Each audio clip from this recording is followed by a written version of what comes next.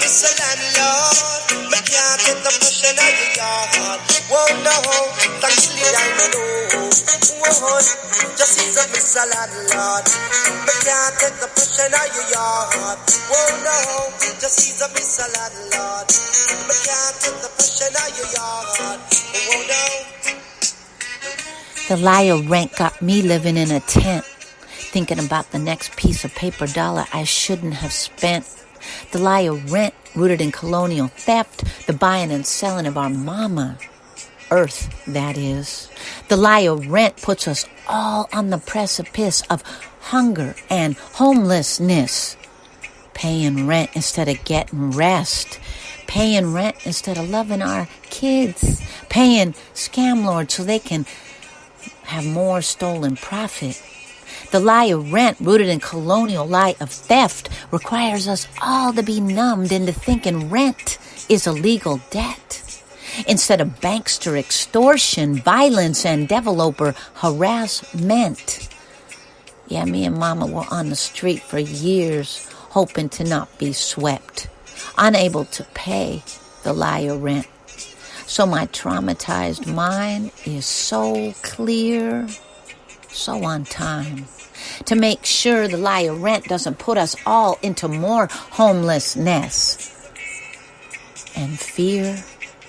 Walk with us, poor and indigenous peoples, to unsell, untell, and dismantle, to liberate our mama earth and mamas from this blood-stained lie of rent forged in hell. Yeah, welcome everyone to the first series in a podcast, poemcast, helping you know your rights as a tenant and unpack the lies we have all been taught about scam lording, landlording, and eviction. Eviction, which is elder and child abuse, as proven by Poor Magazine Family in 2014. Eviction, which is absolutely inhumane and illegal in a pandemic, not even in compliance with the Centers for Disease Control, that's the CDC guidelines on how to take care, how to shelter in place in a pandemic when you don't got a place.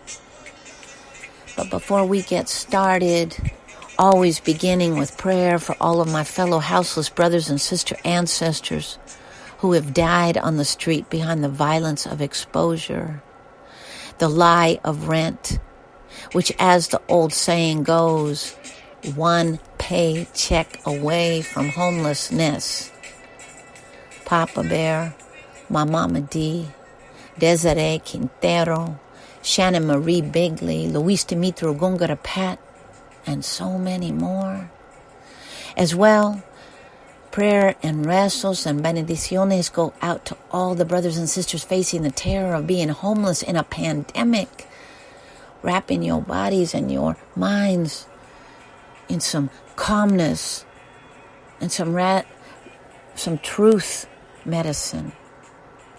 Being homeless with your families in the middle of winter, in the middle of a global pandemic, please know you are not alone, and that you too have rights, that no matter where you live in this stolen land, you have rights. Also lifting up sisters, Momi, Palabras, Auntie Francis, the 3080 Richmond tenant strike, Brother Leroy Moore, Moms for Housing, Homefulness, a homeless people solution to homelessness, Poor Magazine, that we're building right out here in occupied Deep East Uchen, to Segurite Land Trust, to community scholar Andrea Henson and Ocean Newman, who broke this jailhouse lawyer, poverty scholar, out of jail, and to Dominique Walker, one of the Moms for Housing who just got elected to the Berkeley Rent Stabilization Board, which many of us tenants know is usually just a scam lord haven, but now begins a journey out of that lie. In future weeks on this podcast series, we will focus on one issue that all of us tenants face and give you clear instructions how to fight back. Disclaimer, as you walk with this poverty scholar, jailhouse lawyer, I am not a papered lawyer. I am a jailhouse lawyer. And what I mean by that is I learned what I am teaching you all through lived experience. Because me and Mama dealt with homelessness and eviction starting when I was 11 years old. I learned how to fill out eviction and unlawful detainer responses. I learned by teaching myself because I had to. I learned because we were on the street, and the only way we had a roof is if I learned the truth. Eventually, I went to county jail for 3 months for the act of being houseless, sleeping in our car and on the street. Because most people tuning in to this poemcast and podcast should know that that is a citable offense in this stolen land. The information I impart on this series is the realest information because it's lived and struggled and tried and true knowledge. Poverty scholarship, we call it at Poor Magazine. And more papered attorneys need to consider coming through to our People School to get a copy of Poverty Scholarship textbook to learn from us poverty scholars, or to invite this poverty scholar into your institutions and academia because your papered knowledge is often lacking the lived realness, which also can be dangerous. So for those of you tuning in, with humility and love, I offer this knowledge just because literally millions of us are facing the street that I have lived on and barely survived through years of homelessness. And that doesn't have to happen. In the first week of January, I will be leading a Zoom webinar so people can actually do Q&A. I also welcome other lawyers and jailhouse lawyers to join me as we can all help each other, help the thousands, the millions of people facing capitalist eviction violence in this time, in this stolen land, when no part of Mama Earth should be bought and sold. We will begin today's podcast specifically focusing on the national and local eviction moratoriums and the fact that it even exists. Sadly, as many of you know, or don't know, there are eviction moratoriums. What are they? What are moratoriums? What does that word even mean? Sometimes these big words that are thrown around like gentrification and moratoriums and unlawful detainers, nobody even understands them. So let me break them down. A moratorium or moratorio means that they cannot, or they have to stop, or they have to cease and desist doing something that they have been doing for hundreds of years. So a moratorium is a form of protection from your landlord, from your scam lord. And yes, I do call them scam lords, not only because they buy and sell Mama Earth, but because they continue to pull the scam on their humble tenants.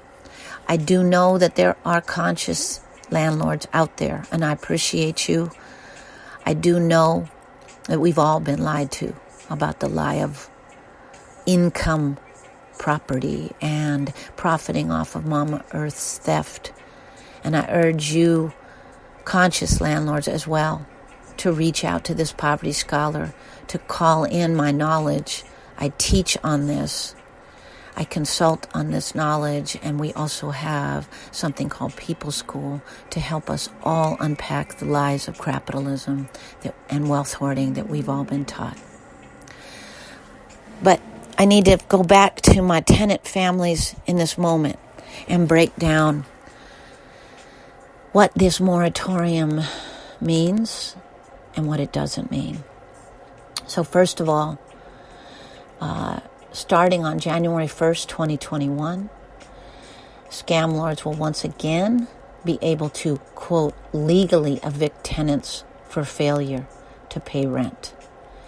Up to this date, and if any of you have received eviction notices because of failure to pay rent, you have the right to fight back based on the national moratorium. Your scam lord probably didn't tell you that. But because of the national moratorium, you have the right to cite, which means to name, the national moratorium, and specifically demand or resist your scam lord's eviction threats. Now, before we go any further on that, I want to get clear on what that looks like. That looks like a written document. We all live in the time of texts and DMs, direct messages, and Instascam and FaceCrack and email. And the sad part is that we have all lost the ability and the understanding and overstanding of paper conversations, of paper trails. But the reality is, as you notice, is those notices appear on your door in a piece of paper.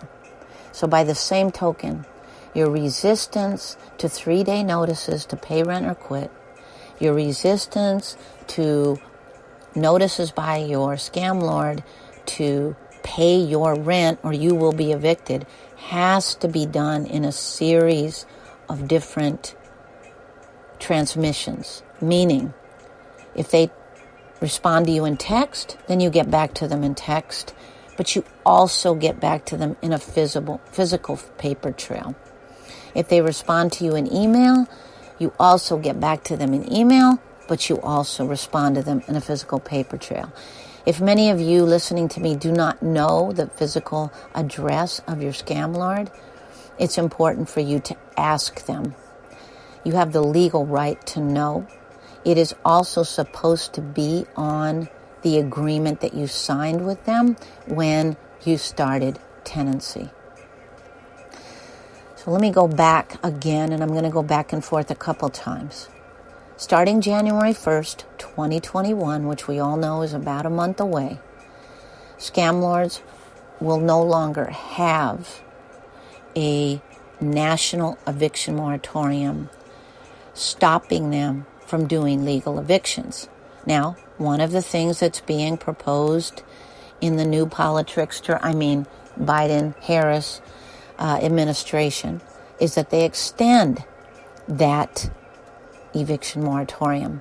So for those of you who are savvy in the ways of responding and getting at your state and local legislators and legislators, as I call them, and politricksters, send them emails, call them, and tell them to extend the national eviction moratorium. For those of you in states that have eviction moratoriums, as well, get at your state and local legislators and politricksters, and tell them to work for you and extend that eviction moratorium. It does not have to end. They are voted there by you, and you need to make them do what will help you and your community and your family.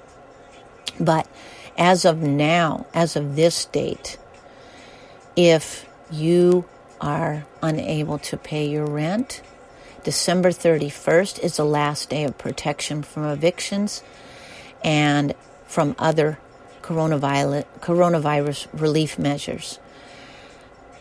And if there is no new stimulus bill or executive action to renew them, the National Low-Income Housing Coalition estimates that as many as 19 million in 67 million households are now going to be at risk of being evicted. But the important thing to understand is a lot of you might have already received eviction notices. Because even though there is a national eviction moratorium in place, and even though you might have a city or county or statewide eviction moratorium like we do in many counties in Oakland, in Berkeley, in San Francisco, and in the state of California, your scam lords have been figuring out loopholes, which is just a way to get around something, by the way. It's a legal term. So I'll continue to break down these legal terminologies the whole way through today's podcast. But your scam lord has figured out ways, saying that your dogs bark too loud, or that you smoked in the unit, or that, like my brother Leroy, you made too much noise, even though you're disabled and you need a cane to walk across your floor. Shouts out to the 3080 Richmond tenants who are fighting Raj property scam lords, and the JDW Tenants Association, and the scam lords called Acton Court in Berkeley and Hippocrazy Berkeley. So many times your scam lords have been figuring out ways to get around eviction moratoriums and throw you on the street.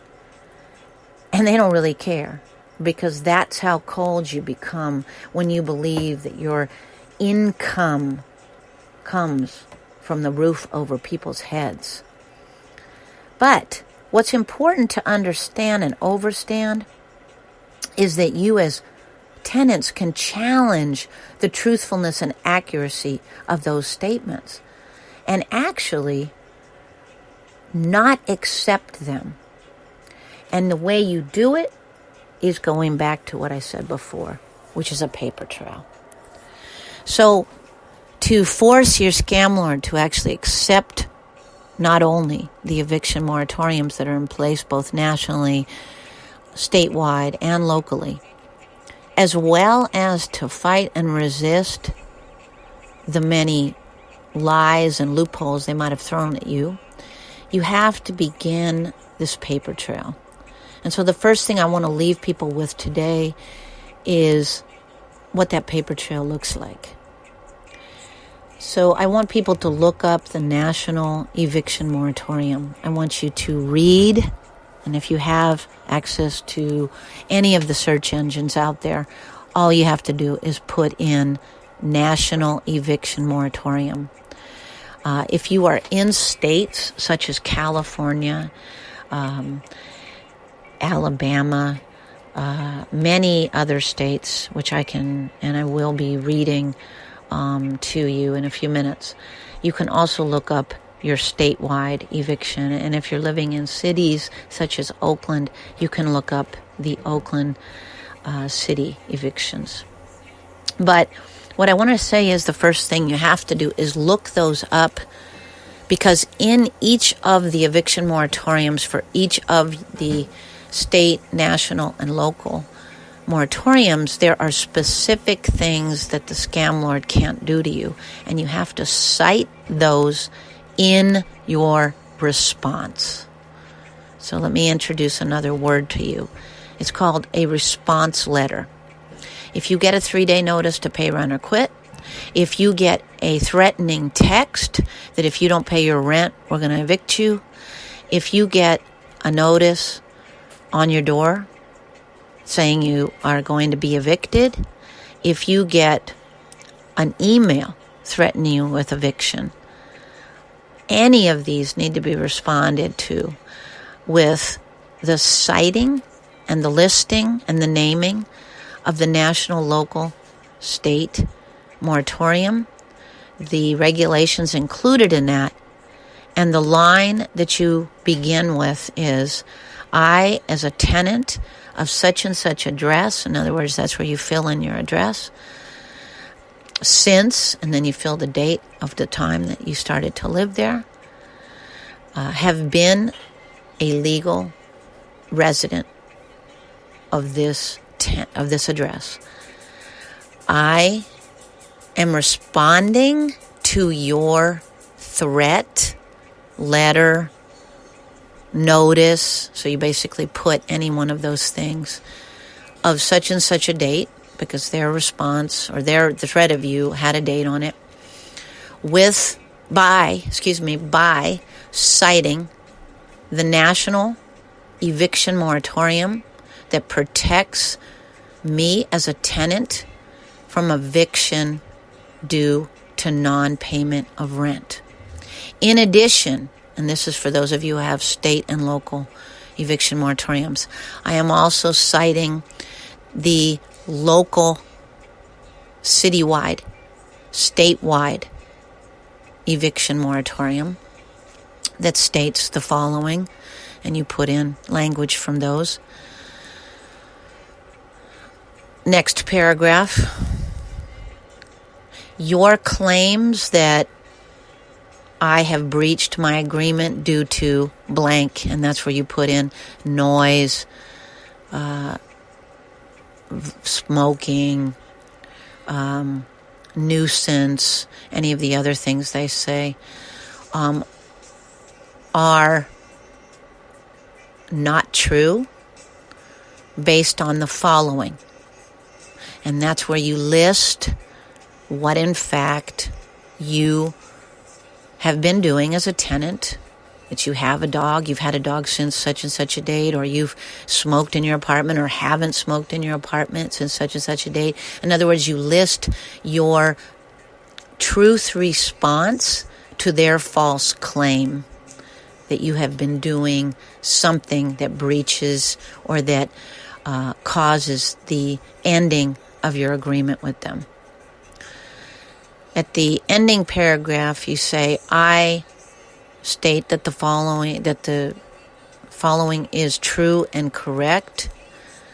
Sign your name, date it, and CC, in other words, also respond, if you will, to your local legislator on your letter, your email, and your text. Now, some of these might be hard to hear on a podcast, and we will be doing a webinar in first week of January. I don't have the date yet, so please tune back in next week when this next Poemcast goes out. But we will be doing that to help you and show you what those letters look like. But you're also more than welcome to send them to poormag@gmail.com, as well as questions. I cannot promise that I can respond to all of them, but if you send in a letter and you want to see if it's correct, you're welcome to do that. And more importantly, and equally importantly, please understand that you have rights. You absolutely need to know them to fight this lie of rent in a pandemic. And please do not just pack up your things and leave because you're afraid of these scam lords and their violence. They count on you being afraid. And you have rights, because the lie of rent doesn't need to put us all in a tent. Matter of fact, the lie of rent is just that. It's a lie from the violent perpetrator gangster called Yo Landlord. Pushing out your yard, whoa no, just seems a miss a landlord. Me can't take the pushing out your yard, whoa no. The roof is leaking, the pipe without water. Not even the house don't have even the lights. Month by month, me say me pay you my rent, and yet you go on like me don't have no argument. You miss a landlord. Me can't take the pushing out your yard.